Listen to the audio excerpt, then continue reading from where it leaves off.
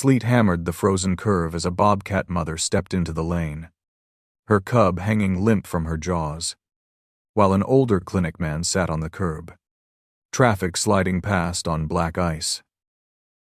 Headlights washed over fur and wet pavement, any wrong move turning road and river into one cold drop. His chest ached with fear and a strange recognition as she laid the youngster at his boots, trusting him with a debt only she remembered. To understand why she chose him that night, we have to go back to the quiet evenings before anything felt wrong. The first snow came sideways, riding a north wind down Main Street and past the little brick clinic on the corner, where a wooden sign with a faded red cross creaked on its chain. Eli Monroe stood just inside the glass door, watching salt dust the blacktop and pack into the seams of the curb. The waiting room behind him glowed amber. A string of tired Christmas lights, the desk lamp, the little tree someone had set on the counter. Somewhere in the walls, an old cooler hummed, steady as a heartbeat. He rubbed the back of his neck where the muscles liked to knot these days, fingers working the familiar ridge below his collar. It was that hour when the town went quiet but not dark, when the diner across the street clinked with plates and the gas station sign buzzed in the wind like a trapped insect. A low thump came up through the front step, subtle but distinct. The glass gave a tiny dollar, complaining tick against its frame, like an answer to some small touch from the other side. Eli frowned at the door jamb. The building was old. Everything in it had a voice. When the furnace kicked on, the vents rattled. When trucks barreled past, the exam room wall shivered in its studs and the light over the scale blinked once in protest. He told himself it was just that as he turned the deadbolt, but a prickling ran from his shoulders down his arms. The small hairs on his forearms lifted as if they knew better, as if something just beyond the glass held its breath. He set the alarm, crossed the lobby, and paused by the blue rug where clients wiped their boots. A deeper hollow marked the corner. Not the usual smear of wet footprints, but an oval, deliberate and still, as if someone had crouched there listening for a long time. He nudged it with his shoe, expecting it to spring back. The nap rose slowly, slower than it should have, like fur brushed the wrong way and then carefully smoothed. The alarm panel clicked behind him, startlingly loud in the quiet. On the reception counter, a chipped ceramic mug held candy canes for December. One lay on its side now, wrapper crinkled and skewed toward the window. Eli picked it up, sniffed for the sharp peppermint. No teeth marks, no sticky trail, just a fine smear on the ceramic lip as if a nose had nudged it. Curious. He clicked his tongue and set it back, blaming gravity, the rumble of passing trucks, his own tendency to forget the small things he wasn't ready to admit had noticed. He shrugged into his coat and stepped outside. The cold caught the heat along his neck and ran down his spine in thin, probing fingers. He locked the door, then stood a moment longer, listening. Beyond the hiss of the highway and the faint clatter of dishes at the diner, there it was again. A soft scrape on concrete, just below the front window, followed by silence. His heartbeat ticked faster, but he cleared his throat and told the empty air not to be ridiculous. A pickup rolled through the intersection, brake lights glowing red across the thin sheen of slush. It stopped late, tires skidding, then rocked back with a muttered curse from inside. Water from last night's rain still pooled by the curb, filmed now with brittle ice. When the truck lurched away, its taillights swept the clinic steps, catching a brief shadow slipping down off the top riser, something small and low to the ground that vanished under the bench before he could name it. Eli splashed through the melt by the bottom step and crouched, knees complaining. Under the metal bench, where clients sat to smoke and call relatives, darkness gathered thicker than it should. Salt crystals glittered, a crushed leaf, a bottle cap. On the bench leg, snagged against the rust, clung a single pale hair, too coarse for lint, too long for his own. He rubbed it between thumb and finger, then let it go. The wind riffled his coat, and the unease followed him all the way home. By morning, the snow had crusted, leaving the street patched in white and gray. Eli arrived early, boots squeaking, his breath feathering the clinic window before he even unlocked the door. On the glass, low to the ground, a faint arc of nose smudges curved like a question mark, right where the shadow had vanished the night before. He wiped it with his sleeve, then noticed the rug inside already had that same hollowed corner, like someone had waited there between worlds. He switched on the lobby lights, then crossed to the front step again, drawn outside as if by a string. In the crusted powder along the sidewalk, the usual mess of boots and tires ran together. But cutting across them, from the alley to the bench and back again, lay a different trail. Round, careful impressions spaced in an easy rhythm. No heel, no tread. They circled the bench, paused by the door, then disappeared behind the propane tank. His throat tightened, though he said nothing aloud. All day, the pattern tugged at him. When the phone slowed and the waiting room emptied, he stood by the window with a file in his hand, watching the reflection of his own lined face hovering over Main Street. Every time a box truck rattled by, the glass shivered, but it did not make that small answering tick he had heard. By 4 o'clock he found himself glancing at the clock and then toward the hollow in the rug, wondering if it came at a certain hour, like the mail. That night at the diner, steam curled from his bowl of chili, fogging his glasses when he leaned over it. Judy from the post office slid into the booth opposite without asking. "You hear about the thing with spots out by the bus stop?" she murmured, glancing toward the window. A younger man at the counter chimed in, talking about kids and safety and calling someone with a trap. Ella's stomach went cold, his spoon hovering just above the beans as if waiting for a verdict. "It's wild country all around us," he said finally, voice mild but edged. "We built roads and houses right through its kitchen. Doesn't mean it's looking for trouble."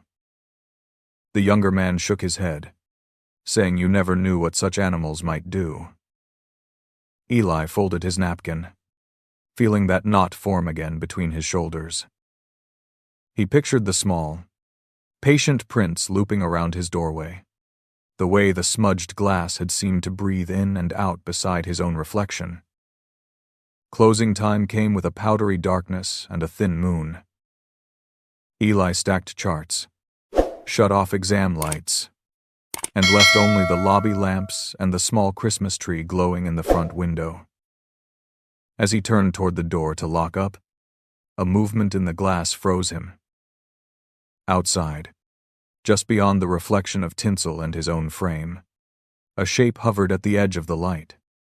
Low body, strong shoulders, tufted ears pricked forward, pale spots flickering beneath thick winter fur. For a breath, they simply shared the pain. Yellow eyes met his, not flat like glare on glass, but deep, full of a wary intelligence he remembered from somewhere he could not yet place. The wild face hovered an inch from his own before the shape dropped, silent, vanishing below the sill. Eli stood with one hand on the deadbolt and told himself it was just a stray bobcat, some passing wild thing cutting through town on its way to better hunting. yet his fingers shook on the key. A minute later, he cracked the door, heart-hammering, and stepped onto the icy stoop. The street lay bare, thin snow gleaming under the street lamp, the diner sign blinking across the way. But near the bench, in the powder, fresh prints stood almost in line with his own boot marks, as if whatever had come had stood where he always stood, facing in. He brushed his hand along the bench back, feeling the cold metal. Why here? He murmured into the empty night, and got no answer but his own breath. Long before the first nose smudge on the clinic glass, before the Christmas lights went up crooked in its window each year, the Bobcat knew only the high ridge and the dark line of spruce. As a yearling, she followed her mother along deer paths and rocky shelves, learning the weight of her own paws, the way snow could hide a hollow log or mask the thin ice over a creek. Human smells came only as distant threads of diesel, hay, and burnt food drifting up from the valley. Her first hard winter pushed her closer. Rabbits ran thin, and grouse flushed wild at distances that made her belly ache. She followed the ghost of warm scent around barns and trash pits, watched from fence lines as dogs barked and chains rattled. Once, a man's shout cracked across the field, and a gun went off into the sky, and she streaked back to the timber with her heart racing. After that, she learned to watch the roads from just inside the brush, never crossing until the noise died. One late winter storm came wrong.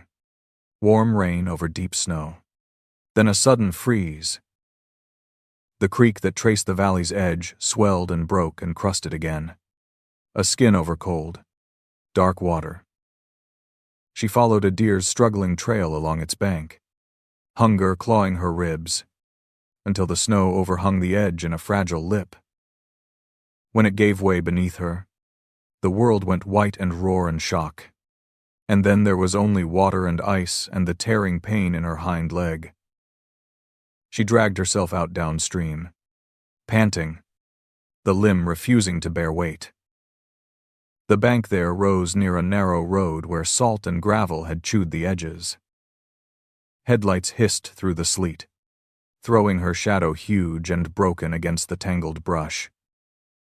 She tried to crawl deeper into cover, but metal bit into her flank. Some old coil of wire, half buried, snagged her.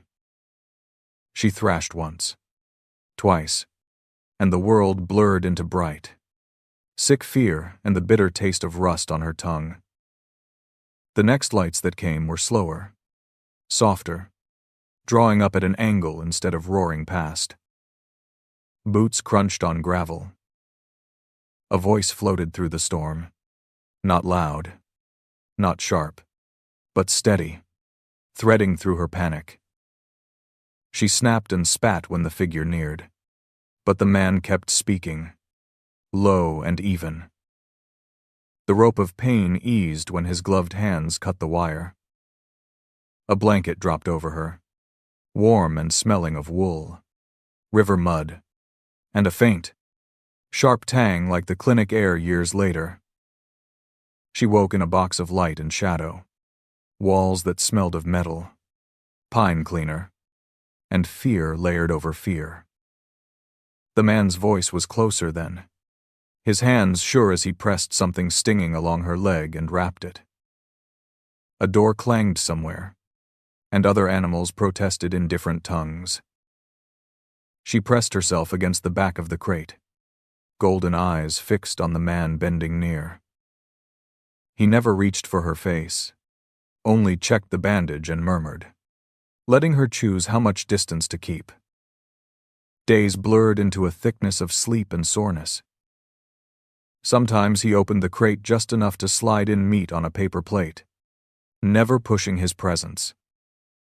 Sometimes she heard laughter from a far room, and once a music box somewhere played a tinny carol. When the leg began to hold weight again, he carried the crate to a truck, Hands careful, breath puffing in the cold. The door rode open a crack, letting in the smell of spruce and creek and the freedom that made her chest thrum. He set the crate on the frozen ground where trees began again, fingers lingering on the latch. "Go on," he said softly, the same way he would tell a nervous spaniel to step down. She hesitated, nose full of antiseptic and his human scent, the remembered cut of wire and the relief of its absence. Then she lunged past him into the underbrush.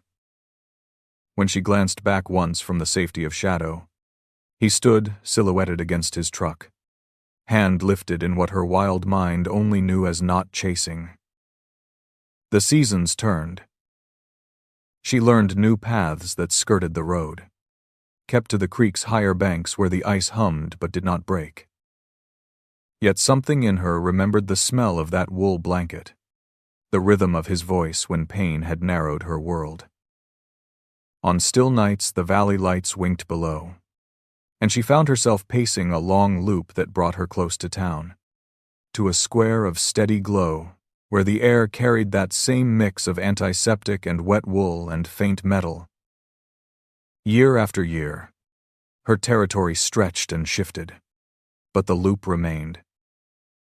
She avoided the schoolyard noise and the shotgun pops from distant fields, but she walked the narrow strip of woods behind the brick building, nose tilted to the light leaking from its windows.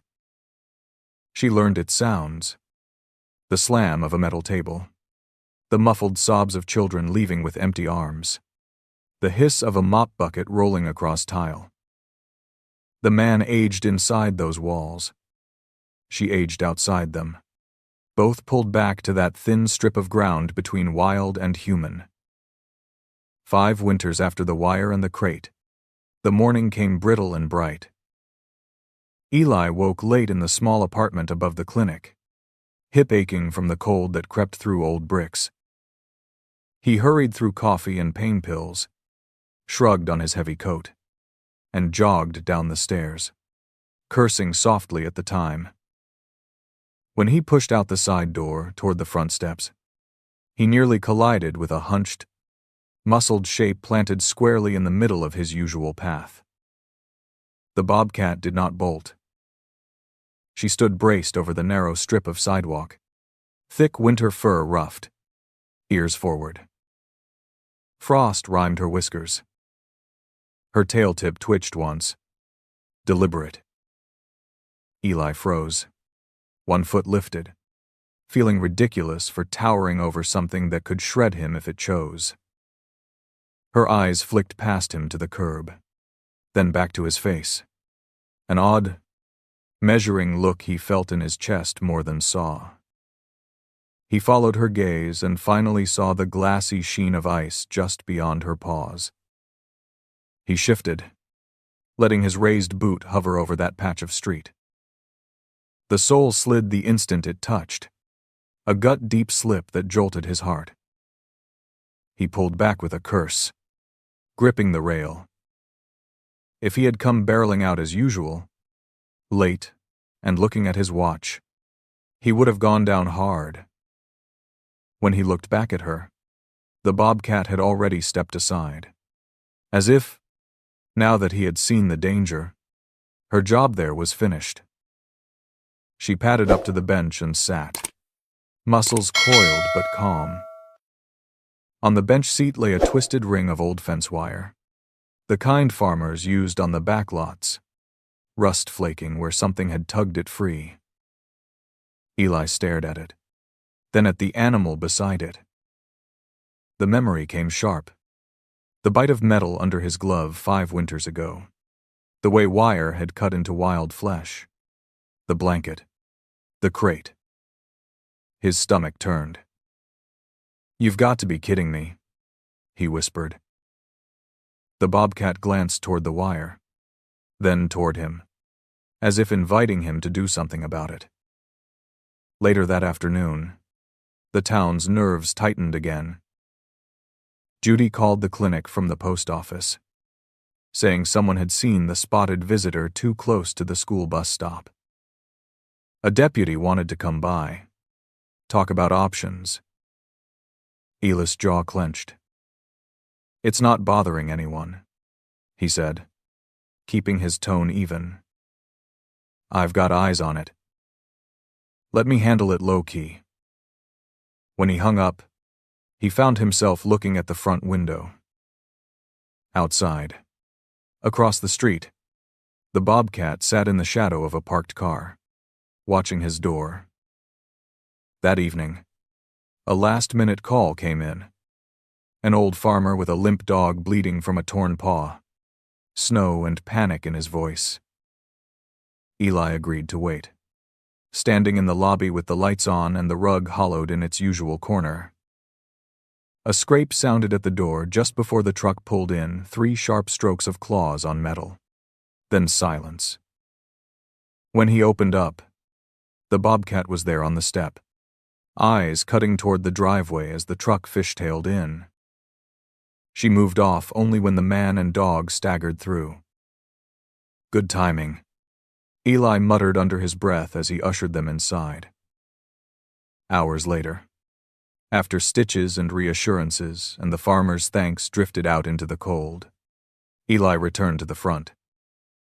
The Bobcat sat on the bench again, tail curled neatly, as if waiting for a report. He stood on the other side of the glass, suddenly unsure which one of them the building belonged to. You pick your moments, don't you? He said softly. Her ears twitched at his voice, the same way they had 5 winters ago. He found himself using the phrases head used back then without meaning to. Easy there, he murmured when she shifted, though there was nothing easy about staring into those eyes. You're all right. Nobody's going to hurt you from in here. She blinked slowly, not in submission but in something that felt like acknowledgement.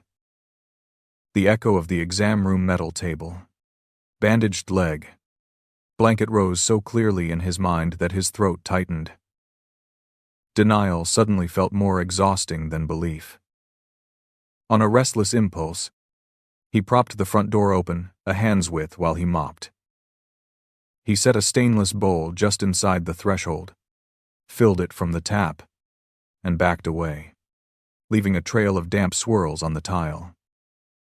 For a long moment nothing happened.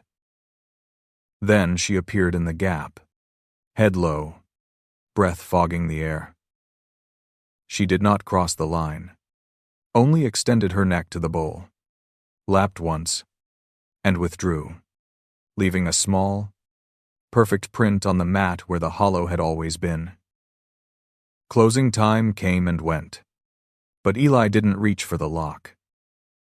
Instead, he stepped outside and lowered himself carefully to the curb, knees creaking, settling into the same stretch of concrete where he had seen so many clients cry and smoke and make decisions. Across the narrow street, the Bobcat waited at the base of a utility pole, half in shadow, watching him. The town buzzed softly around them, Christmas lights blinking, a distant car horn sounding like another life. I think I know you, he said into the cold, not loud, not expecting any answer. The word girl hovered on his tongue, the way it had when Head spoken to her through the crate door years ago. I think you remember me, too. The Bobcat's tail tip flicked once. She blinked that slow, deliberate blink again, then settled in, as if agreeing to share the watch. Something fragile and new stretched across the street between them, thin as ice, real as wire, and neither of them turned away. By the end of that week, the paw print on the mat had blurred, but Eli could still see where the nap lay surprised flat in that same neat oval. When he came down from the apartment one gray morning, the radio on the front desk muttered about an incoming ice storm, black ice, and advising folks to stay off the roads. He muted it after the second repetition and stood at the window instead. Outside, faint tracks already looped from the alley to the bench. Round pads, no tread, drawing a quiet circle around his door. As the day brightened to a dull pewter, he stepped outside to check the propane tank and found more of them. The round prints overlapped his own boot marks, then veered off toward the side of the building. Halfway there, a second set crossed them, smaller, lighter impressions that sank less deeply into the thin snow before disappearing under the scrub along the fence. He crouched, knees protesting, and laid his hand beside one. It was no bigger than his palm, toes splayed with the same silent purpose. At the post office, the bell over the door jingled as he stepped in out of the wind. Judy leaned on the counter, brows drawn. "They've seen it again," she said without preamble. "Out by the bus stop. Maybe with something smaller." A man in a camo jacket chimed in from the back, talking about kids and the morning route and not wanting any wild animals lurking nearby. Eli felt that familiar tightening between his shoulders, the ghost of claws running along his spine. An hour later, a county SUV eased up to the clinic curb, tires crunching on frozen slush. Deputy Harlan came in stamping his boots, bringing a gust of cold air and the faint smell of coffee.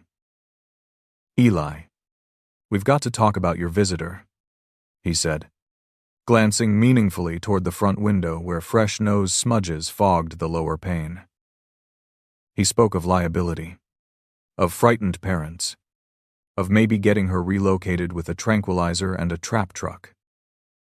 The words sat heavy between them. Through the fogged glass of the back hall, Eli could see a tawny shape ghosting along the alley fence even as they spoke. The Bobcat paced once from trash bin to corner, then back again, leaving a double line of prints in the powder. Her tail flicked, not in fear but in agitation, as if she could sense attention gathering around her. "She hasn't hurt anyone," Eli said quietly. "She's just walking her route." Harlan sighed, eyes on the shadow outside, and said routes could still cross at the wrong time. By the time the storm moved in that evening, sleet chattered on the clinic windows like thrown gravel. Eli flipped the lobby lights on early, knowing from the last week that the glow drew her like a low, steady beacon. As he moved to lock the front door, a tan shape materialized on the step, blocking it. The Bobcat stood square in front of the threshold, fur spiked with ice, staring past his knees toward the street. Every time he reached for the deadbolt, she shifted, as if refusing to let him seal himself away. She left when he opened the door, but only to trot a few strides ahead, then stop and look back. Eli followed her, one hand on the rail, boots feeling for traction on the film of freezing rain. She led him toward the corner where Main Street curved down toward the creek, stopping at the edge and looking from the slick blacktop to his face and back again. Headlights ghosted along the bend. His gut clenched. "Not tonight," he whispered, backing up. "I'm not tumbling into a ditch with these knees." She watched him retreat, eyes burning in the sleet. The clinic phone rang just as he was peeling off his wet coat. Judy's voice crackled through with storm static. "Somebody thinks they saw a kitten or something out by the bridge," she said. "Could be just a house cat. Or her." With one, Ella's gaze went to the wet paw prints shed left on the tile by the door, each one melting slowly inward. For the first time, the thought of smaller paws trying to cross that black ice made his chest tighten in a way that had nothing to do with his age. She came back twice more that night, appearing at different windows like a restless thought. At the front, she paced the bench, tail lashing, and finally rose on her hind legs to bump the glass with both forepaws. rattling the stainless bullhead left just inside. Water sloshed onto the mat. When he stepped toward her, she dropped down and stared hard at his empty hands, then swung her head toward the street, toward that unforgiving curve, as if she could draw him there by will alone. The next morning, Main Street felt brittle, the storm having glazed everything in dull crystal. At the diner, the talk was louder, sharper. A younger man at the counter bragged about knowing a guy with hounds who could clear the problem in a weekend. Eli set his coffee down too hard, the ceramic clink sharp. "You shoot a mother with young somewhere out there," he said, voice low but carrying, "and you're going to have orphaned kits under somebody's tool shed. That help anybody sleep better?" The Bobcat's reflection ghosted briefly in his mind, pacing the glass. Near noon, the school bus fishtailed at the creek bend, caught on someone's phone and replayed at every table. In the grainy video, just as the bus straightened, a small shape darted across the far lane and vanished into the ditch, followed by a larger one a heartbeat later. Kids' voices squealed over the recording, half afraid, half thrilled. "Told you," Judy murmured. "She's got a little one." Eli watched the clip twice, the sick lurch in his stomach worse the second time. That curve had just become even more dangerous for hearts he could not stitch. He walked out to the corner on his lunch break, the wind knifing through his coat. Tire tracks scored the ice in dark, parallel grooves where rubber had burned away the sheen. Between them, at the edge of the ditch, the snow was churned and clawed. Round prints overlapped smaller ones, the pattern a frantic tangle that ended in a smear where something had slid. His own boot prints added a new layer as he stood there, feeling as if had arrived between pages of a story already written. Dusk came early, purple bruises under the low clouds.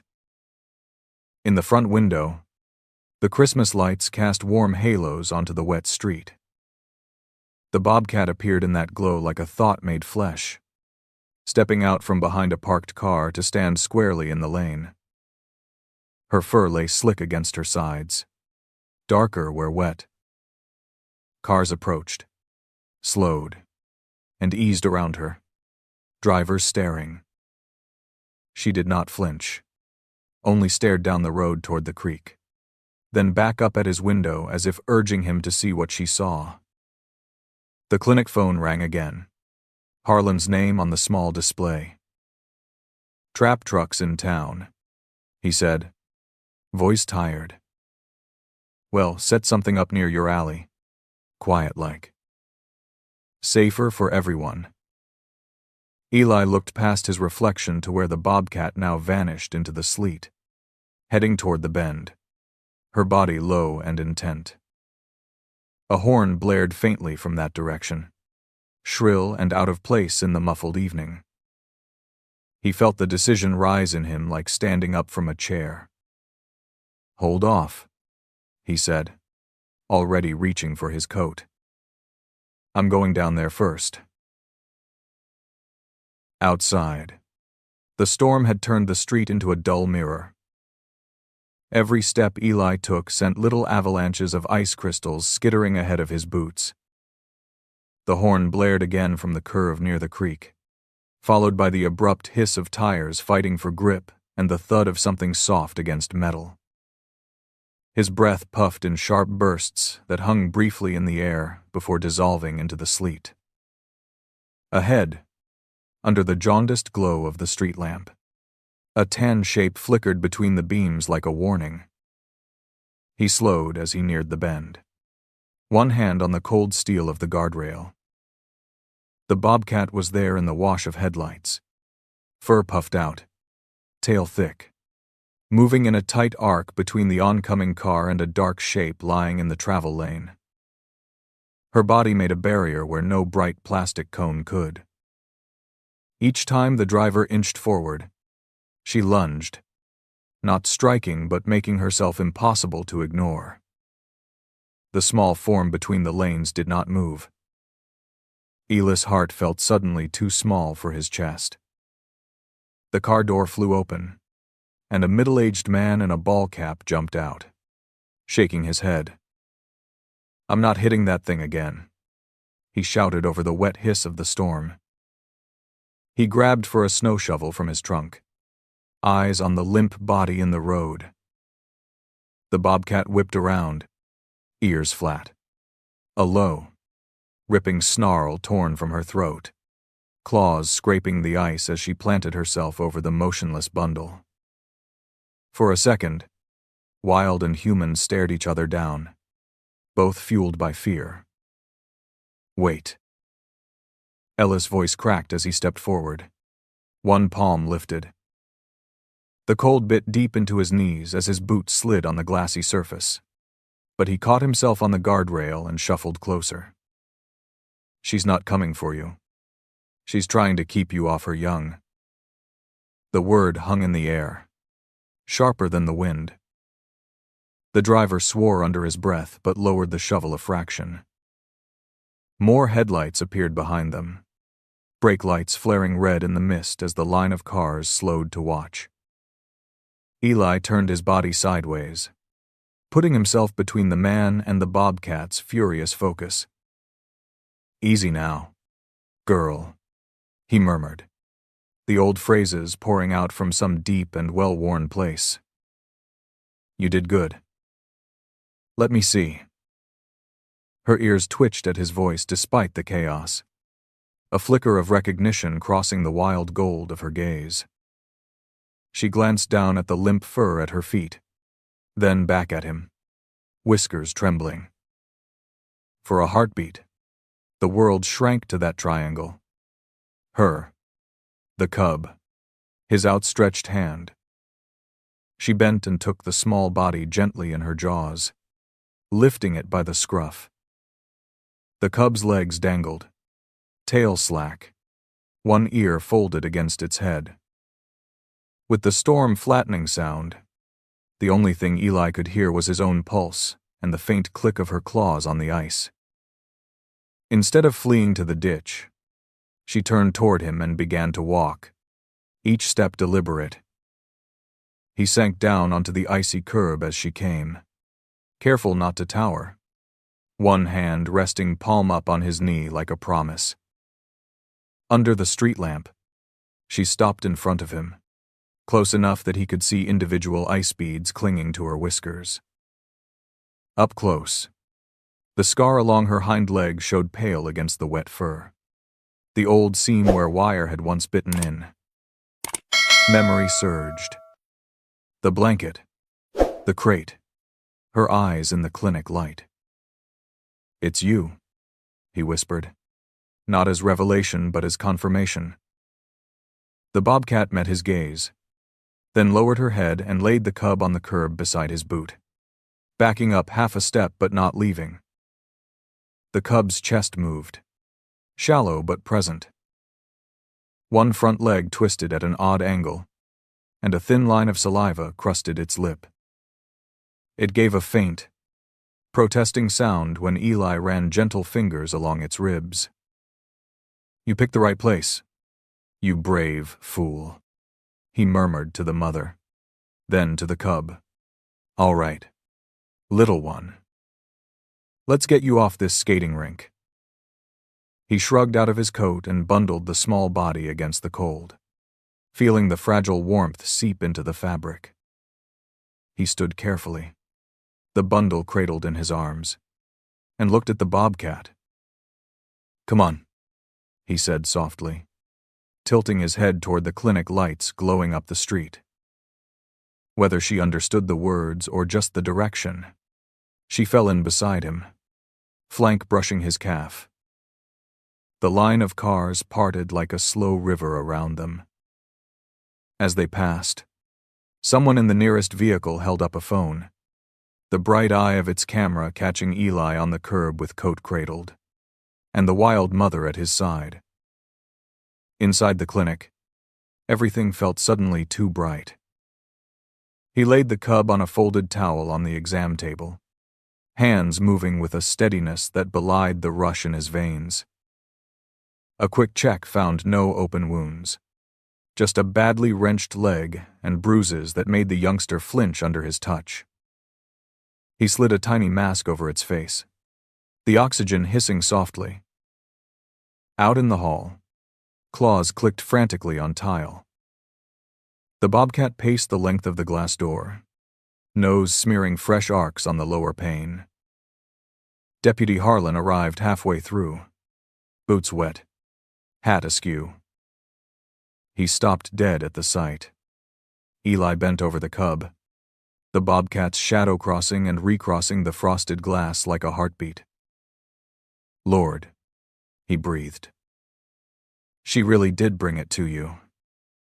His gaze flicked to the tranquilizer case at his feet, then back to the anxious silhouette. Eli didn't look up. "You set a trap now," he said, voice steady, "and you'll rip her world in half right after she trusted us enough to cross it." When the cub's breathing evened and its eyes fluttered open, bleary but focused, Eli opened the side door a cautious hand's width. Cold air slid in, carrying her scent. The mother was there instantly, pressing her muzzle to the gap. He stepped back, giving space. She slipped through, low and tense, but did not lunge. Instead, she went straight to the table, stretching up to place her nose against the cub's cheek. The youngster gave a weak, scolding chirp, and she answered with a rumble deep in her chest that vibrated the metal. For a long moment, the three of them occupied that small room, the man who had once cut wire from her flesh, the mother who had carried her child through sleet to strange light, and the cub who would remember nothing but the sense of both.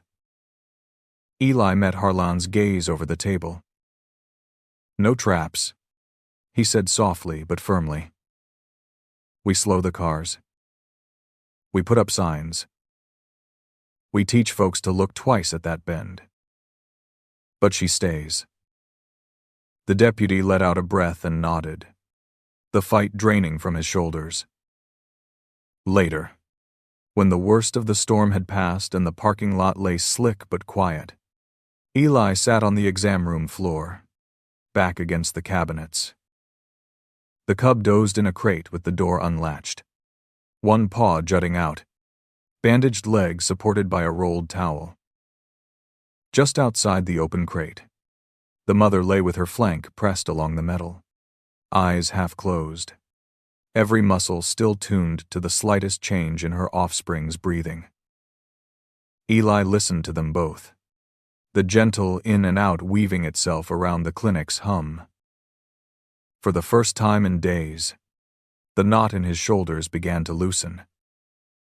In the weeks that followed, the ice melted into slush and then retreated to the edges of the lot, leaving Main Street damp and scarred.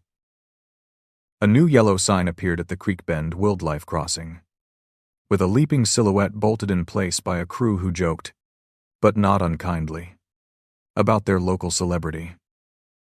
Fresh reflective posts marked the ditch. The bobcat and her cub adjusted their path, skirting the safer, newly slow curve, their tracks a familiar punctuation in the softening mud each morning. At the clinic, their routine settled into something almost domestic.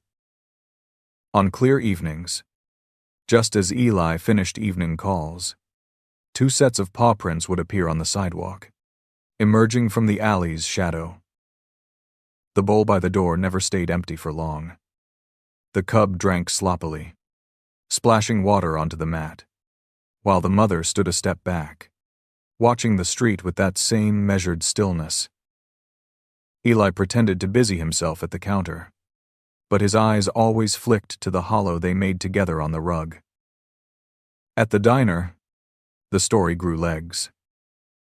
People told it between bites of pie, how the wild mother had carried her limp cub straight to old Eli, how Head walked beside her through a frozen street like something out of a movie, Someone always pulled out a phone to show the shaky video of him on the curb, coat bundled in his arms, Bobcat at his knee. There was laughter, a few theatrical shivers, but under it all a quiet respect. Even Harlan, stirring his coffee, admitted he was glad they'd chosen signs over snares. School children began to look both ways, not just for cars but for the flash of spots near the guardrail. Some afternoons they clustered on the far sidewalk, eyes wide, hoping for a glimpse when classes let out. Eli made sure the rules were clear. No shouting, no chasing, no food tossed from mittened hands. If they were lucky enough to see the pair glide from trees to alley, they watched in a hush, as if a church service had slipped outdoors for a moment and padded past on silent feet. One morning he found a small drift of rabbit fur on the bench, the remains of someone's successful hunt. It could have been left by crows or fox, but the placement neat, centered, right where the mother liked to sit made him smile. He picked up one tuft and tucked it into his shirt pocket. A strange little charm. When he walked the creek bank later to check how the thaw was treating the banks, his fingers brushed that softness and he thought of her first clumsy lessons to the cub out in the dark. The youngster grew bolder with each passing day. Sometimes, when the door stood open, a crack to air out disinfectant, a striped face would appear in the gap, whiskers twitching. The cub would hook careful claws into the loose edge of the mat, tugging it into new hollows as if testing the feel Eli had once only guessed at. The mother stayed on the threshold, head turning between street and child, allowing this toe over the line but no more. Eli watched from behind the desk, heart oddly light. On days when rain drove even hardy dogs indoors, the bench outside stayed empty, and Eli felt their absence like a draft.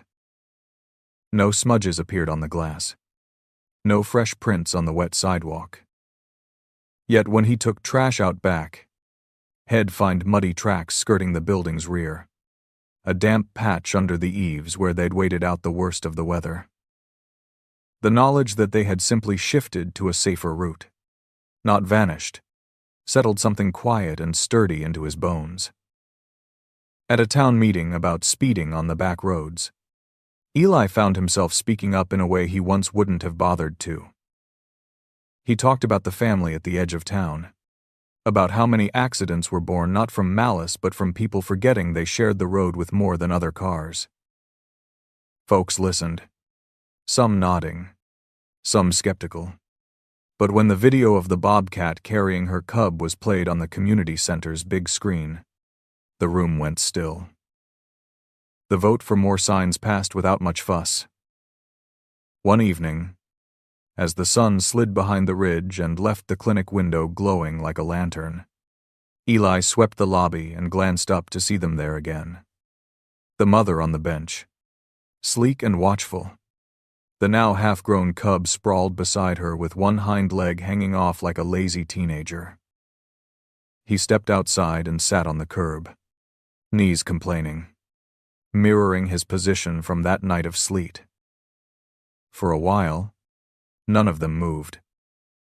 Main Street hummed softly, and the three of them simply shared the fading light, each on their chosen perch. By the time another December rolled around, the clinic window wore its familiar ring of taped paper snowflakes, and the little artificial tree blinked steadily from the corner. Out front, a hand-painted sign below the yellow crossing marker read, "Please drive slow, wild neighbors at work," courtesy of Judy's grandson. Early snows came and went, and each time they did, new prints stitched the space between Creek Edge and Main Street. One broad set, one only slightly smaller now, both looping confidently through the same old path. The mother's muzzle had silvered a bit, just like Ellis Beard had, but her stride remained sure. The younger bobcat, nearly full-grown, sometimes came alone, appearing in the alley's mouth with a bright, restless energy before circling back to where the woods began. Yet Eli could always find some trace of the elder nearby. A fresher scrape on the familiar fence post, a higher smudge on the glass where Shed stretched to look in, a deeper hollow pressed into the mat by the door after closing. Their shared route had widened but not broken. On a quiet afternoon, with flurries drifting like ash, he sat on the curb and watched the snow collect in the shallow divots of old pawprints. "Funny thing," he said to the young vet tech who had joined him, mug of cocoa in hand. "That stretch there used to just be where tires squealed and folks hurried through. Now every time I look at it, I see her carrying him, clear as day." The tech smiled, eyes on the bench where faint claw marks scarred the paint. "She knew where to go," she said. "Not everyone does." Inside, small relics had become part of the clinic's bones. The rusted loop of fence wire hung above the back door, not as a trophy but as a reminder of what sharp, careless edges could do. The thin plaid blanket head first wrapped the cub and lived folded on a shelf, brought out now and then for tiny patients who needed extra warmth. And by the front door, the stainless bowl had earned a more permanent place, refilled each morning along with the coffee pot. No one asked any more who it was meant for. One evening, as the sky turned the color of old pewter and Christmas lights winked on up and down the street, Eli made his habitual slow descent to the curb after locking the side door. The air smelled of wood smoke and distant frying onions. Across the way, two shapes detached from the shadow near the utility pole and came forward, unhurried. The mother took her usual place near the bench, watching the road with that familiar stillness. The younger one paused almost level with him, testing the distance with curious eyes. They didn't come closer, and he didn't extend a hand. The balance they'd found lived in shared space, not touch. Instead, they sat there together, aligned along an invisible line that ran from trees to pavement to brick. Cars rolled past a little slower now, some drivers giving a small lift of fingers in half-wave, as though acknowledging all three in one gesture. Eli felt the years behind him, the ones ahead shrinking, and yet the connection between curb and brush and clinic doorway felt as solid as anything Head ever built. Eventually, as the evening deepened and the cold began to bite through his coat, the bobcats turned as one and padded back toward the darker edge of town. Eli rose more carefully than he once had, knees stiff, and let himself back into the warm, lamplit lobby. Behind him, the street would freeze and thaw and freeze again. Cars would come and go, and seasons would shuffle past. But the shallow groove their paws had worn into the town's attention would remain, a quiet path of memory and habit, waiting whenever a small, wild body needed to step into the light and ask for help. If this story touched your heart, drop a simple 1 in the comments to let us know you were here. Your support keeps these gentle stories alive. Don't forget to subscribe and stay with us, because the next story might just be the one that finds you when you least expect it.